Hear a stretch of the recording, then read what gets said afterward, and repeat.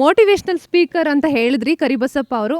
ಹೊರಗಡೆ ನೀವು ಒಂದಷ್ಟು ಜನ ಮೋಟಿವೇಶ್ನಲ್ ಸ್ಪೀಕರ್ ಅವ್ರನ್ನ ನೋಡಿರ್ತೀರ, ಯಾವ ರೀತಿ ಮೋಟಿವೇಟ್ ಮಾಡ್ತಾರೆ ಅಂತ. ಸೊ ಕರಿಬಸಪ್ಪ ಅವ್ರನ್ನ ಯಾರಿಗೆ ಹೋಲ್ಸೋಕೆ ಇಷ್ಟಪಡ್ತೀರಾ? ಹೊರಗಿರೋ ಮೋಟಿವೇಶ್ನಲ್ ಸ್ಪೀಕರ್ಸಾ? ಇಲ್ಲ ಮ್ಯಾಮ್, ಐ ಥಿಂಕ್ ಇದು ಒಂದು ಸಿಂಗಲ್ ಪೀಸ್, ಇದು ಯೂನಿಕ್ ಪೀಸು, ಹೋಲ್ಸೋಕ್ಕೆಲ್ಲ ಆಗಲ್ಲ. ಹೊರಗಿದ್ದಾರೆ, ನಂಗೆ ಗೊತ್ತು ನೀವು ಯಾರ ಬಗ್ಗೆ ಮಾತಾಡ್ತೀವಿ, ತುಂಬ ಜನ ಇದ್ದಾರೆ ಆ್ಯಕ್ಚುಲಿ, ಬಟ್ ಅವ್ರಿಗೂ ಇವ್ರನ್ನೂ ಹೋಲ್ಸೋಕ್ಕಾಗಲ್ಲ. ಇದು ಸಪ್ರೇಟ್ ಪೀಸ್, ಇದು ಹಂಗಿದ್ದಕ್ಕೆ ಈ ಪೀಸ್ ವರ್ಕೌಟ್ ಆಗಿದ್ದಲ್ಲಿ. ಸೊ ಇದು ಬೇರೆ ಥರದ ಮೋಟಿವೇಶನ್. ಅಂದರೆ ಈ ಮೋಟಿವೇಶನ್ ಯಾವ ಥರ ಅಂದರೆ, ಇದು ಕೇಳಿಸ್ಕೊಂಡ್ರೆ ಲೂಸ್ ಮೋಷನ್ ಬರಬೇಕು, ಆ ಥರದ ಮೋಟಿವೇಶನ್ ಇದು.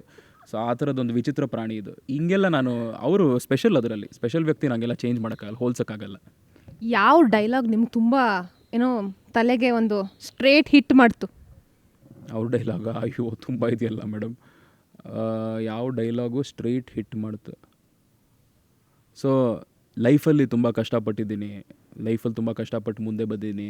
ಆಮೇಲೆ ಪಾಕಿಸ್ತಾನ್ಗೆ ಹೋಗ್ಬಿಟ್ಟು ಬಾಡಿ ಬಿಲ್ಡಿಂಗ್ ಮಾಡಿದ್ದೀನಿ ಅಂತ. ಪಾಕಿಸ್ತಾನ್ಗೆ ಹೋಗ್ಬಿಟ್ಟು ಬಾಡಿ ಬಿಲ್ಡಿಂಗ್ ಕಾಂಪಿಟೇಷನ್ ಇತ್ತು ಅಲ್ಲಿ ಕಾಂಪಿಟೇಷನ್ ಗೆದ್ದು ಬಂದಿದ್ದಾರೆ, ಆಯಿತಾ. ಸೊ ಈಗ ಫಸ್ಟ್ ಡೇ ಸುದೀಪ್ ಸರ್ ಮುಂದೆ ಹೇಳಿದ್ರು, ಓಕೆ.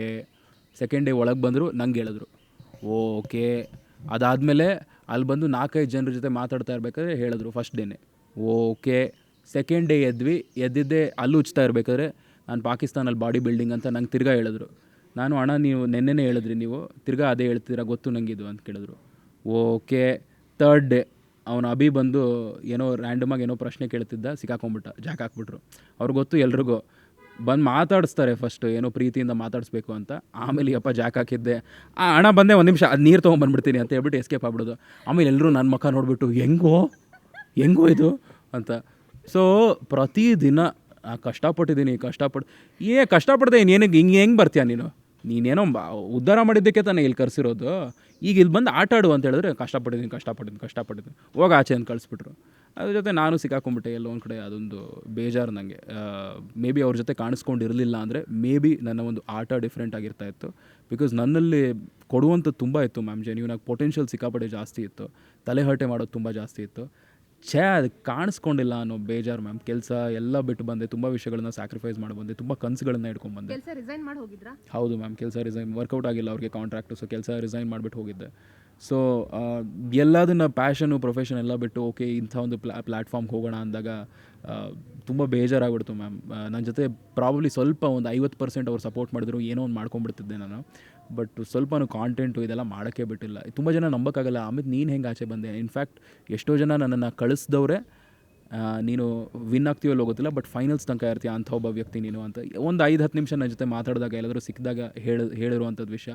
ಅಪ್ಪ ಅಮ್ಮ ಎಲ್ಲ ಮನೆಯಲ್ಲಿ ಒಂದು ವಾರದಲ್ಲಿ ಬರ್ತೀಯ ಅಂತೆಲ್ಲ ಯಾವತ್ತೂ ಮಾತೇ ಇಲ್ಲ. ಇವ್ನು 3 ತಿಂಗಳಾದ್ಮೇಲೆ ಆಚೆ ಬರ್ತಾನೆ, 3 ತಿಂಗಳು ಮಿನಿಮಮ್ 3 ತಿಂಗಳು ಅಂತಲೇ ಇರ್ತಾ ಇದ್ದಿದ್ದು. ಅಂಥ ಒಂದು ಬ್ಯಾಕ್ಗ್ರೌಂಡಿಂದ ಬಂದು ತುಂಬ ಜೋಶ್ ಹಿಡ್ಕೊಂಡು ಹೋಗಿದ್ದು. ಎಲ್ಲೋ ಒಂದು ಕಡೆ ಕುಗ್ಬಿಟ್ರು ಅಂತ. ಆ್ಯಂಡ್ ಜೋರಾಗಿ ಕೂಗೋದೊಂದು ಅಭ್ಯಾಸ. ಈಗ ನಾನು ನಾರ್ಮಲಾಗೆ ಈ ಧ್ವನಿಯಲ್ಲಿ ನಿಮ್ಮ ಜೊತೆ ಮಾತಾಡಿದ್ರೆ ನಿಮ್ಗೆ ಅರ್ಥ ಆಗುತ್ತೆ. ಇಲ್ಲ ನಾನು ಹಿಂಗೆ ಮಾತಾಡ್ತೀನಿ, ನನ್ನ ಮಾತು ನೀವು ಕೇಳಿಸ್ಕೊಳ್ಳೇಬೇಕು ಅಂತ ಹೇಳಿದಾಗ ಎಲ್ಲೋ ಒಂದು ಕಡೆ ಸಡನ್ನಾಗಿ ಅಕ್ಕಪಕ್ಕದಲ್ಲಿರೋರು ಶಾಕ್ ಆಗುತ್ತೆ. ಸೊ ಆ ಥರ ಎಲ್ಲರೂ ಜೋರಾಗಿ ಮಾತಾಡೋರು ಮ್ಯಾಮಲ್ಲಿ.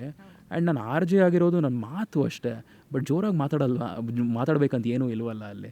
ಸೊ ಅದು ಒಂದು ಎಲ್ಲೋ ಒಂದು ಕಡೆ ಜಾತ್ರೆ ಮಾಡಿಬಿಟ್ರು ಅಂತ. ಆ ಜಾತ್ರೆಯಲ್ಲಿ ಕಿಂಗು ಕರಿಬಸಪ್ಪ ಅವರು.